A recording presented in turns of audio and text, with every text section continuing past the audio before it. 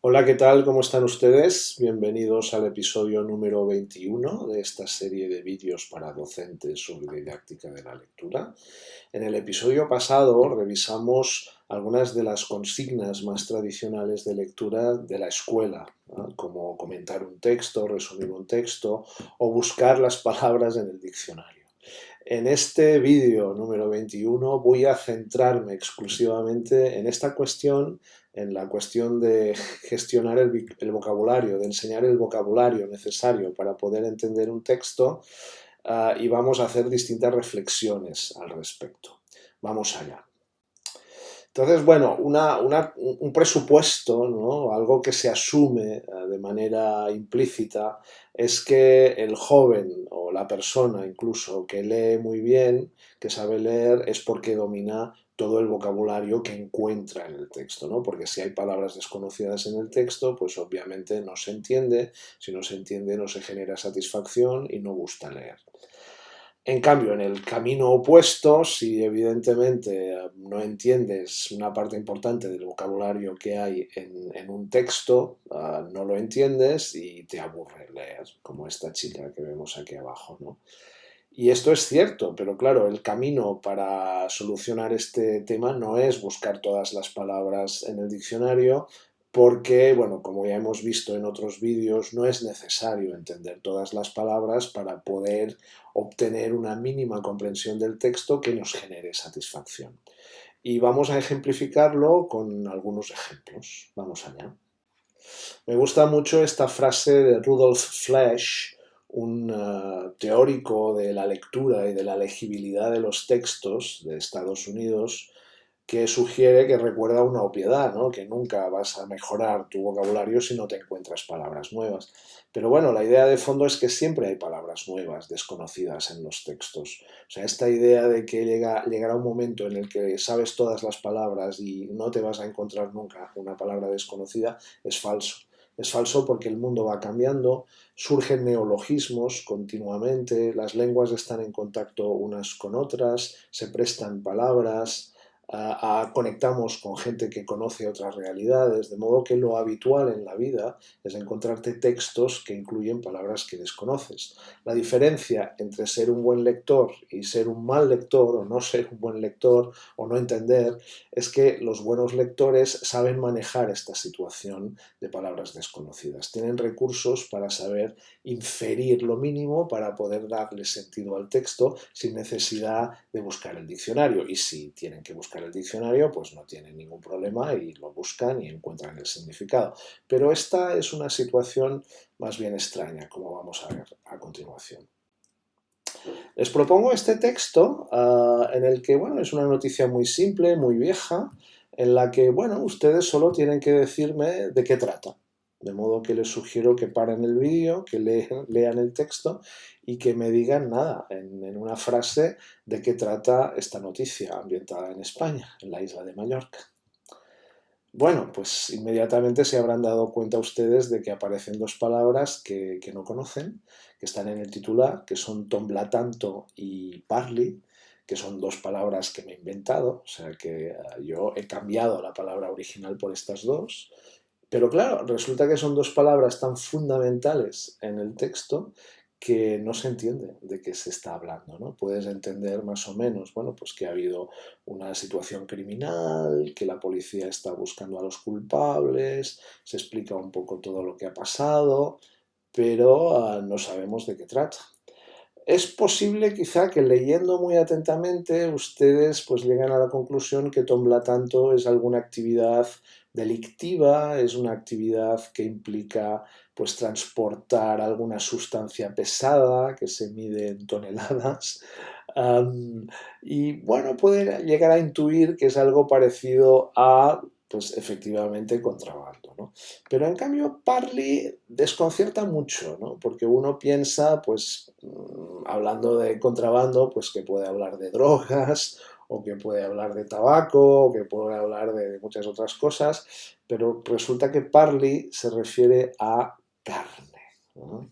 contrabando de carne, ¿no? Y bueno, este es un buen ejercicio para ver cómo, dependiendo de las palabras, pues no entiendes nada, ¿no? Entonces, estas son las palabras que tienes que intentar inferir por el significado, por el contexto, perdón, y que si realmente no es muy importante que entiendas a fondo este texto, pues tienes que ir al diccionario a buscarlas.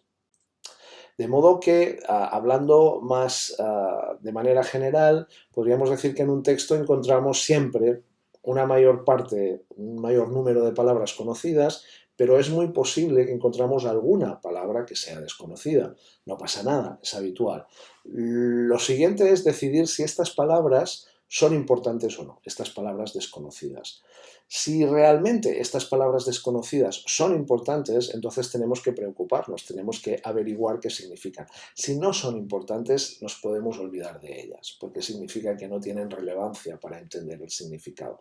En cambio, si son palabras importantes, pues lo primero que tenemos que hacer es intentar deducir qué significan. Un poco en la línea de lo que hemos hecho anteriormente con Tom Latanto y Parley, ¿no? Utilizar nuestro conocimiento del mundo, una lectura muy atenta de los contextos en los que aparecen estas palabras y a partir de aquí intentar deducir qué significan. Si fracasamos, si no conseguimos darle un significado coherente al texto con esta operación, entonces es cuando tenemos que ir al diccionario como prueba, como sugiere la última línea. ¿Cuáles son las estrategias que podemos utilizar para inferir palabras desconocidas? Pues aquí tienen algunas. Básicamente se trata de utilizar nuestro conocimiento lingüístico en cualquier idioma. Por ejemplo, reconocer vocabulario internacional, por ejemplo, una palabra como museo, musée, museum, museoa, o hotel y muchas otras palabras son internacionales. Pueden ser préstamos del inglés, pueden ser palabras originarias del latín o del griego.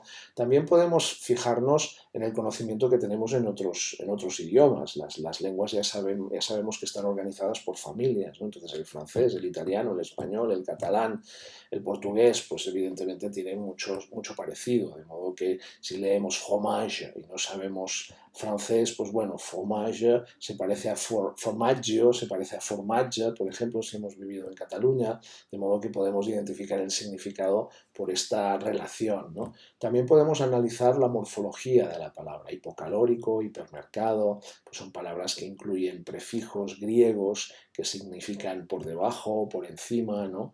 O incluso una palabra como infotocopiable, que es probable que ustedes no hayan escuchado en su vida, pues muy probablemente la han entendido sin problema, porque ustedes han entendido fotocopia, han entendido fotocopiable y también infotocopiable, que significa que no se presta a ser fotocopiado, ¿no? Y lo mismo podríamos decir de las otras palabras. Podemos fijarnos en el contexto donde se usa esta palabra, ¿no? Con qué verbos, en qué circunstancia temporal, en qué momento del día, en qué lugar, y todo eso nos da muchas pistas para poder construir el significado sin tener que ir al diccionario.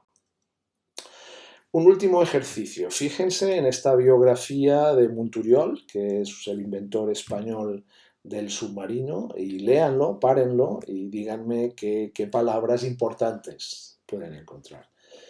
Me imagino que es probable que ustedes hayan identificado menestrales o botero, por ejemplo, que aparecen en el primer párrafo, que se refieren a las características de la familia de donde venía él y al oficio de su padre, ¿no? Que hacía botas para beber vino, ¿no? Pero bueno, estas palabras fíjense que no son relevantes, porque realmente no se refieren a la familia de Monturiol, no a él ni al invento del submarino. En cambio, por ejemplo, palabras como botar, en botó electíneo 2, o anaeróbica, que son, bueno, la segunda especialmente es un término bastante técnico, pues ya son muy relevantes. Estas sí que son palabras que hay que intentar entender y si no conseguimos entenderlas, pues hay que buscarlas en el diccionario, ¿no? Botar con B larga, ¿no? Pues significa arrojar al mar, ¿no? Y si no conoces la palabra, yo creo que lo deduces por el contexto, pero puedes confirmarlo en el diccionario. Y anaeróbica, pues muy probablemente podemos entender que significa pues que era un sistema que no requería oxígeno, o sea que la gente podía vivir debajo del mar pues sin necesidad de tener oxígeno, ¿no? En definitiva, no hace falta buscar todas las palabras en el diccionario y podemos educar a nuestros alumnos para que sean buenos lectores con todas estas estrategias de inferencia de palabras desconocidas. Si quieren saber más, pueden leer este texto que se titula Las palabras y el escrito, que es de donde he sacado el ejercicio del Tombla Tanto de Parley, que también está traducido al portugués y que está accesible en la red. Hasta el siguiente vídeo.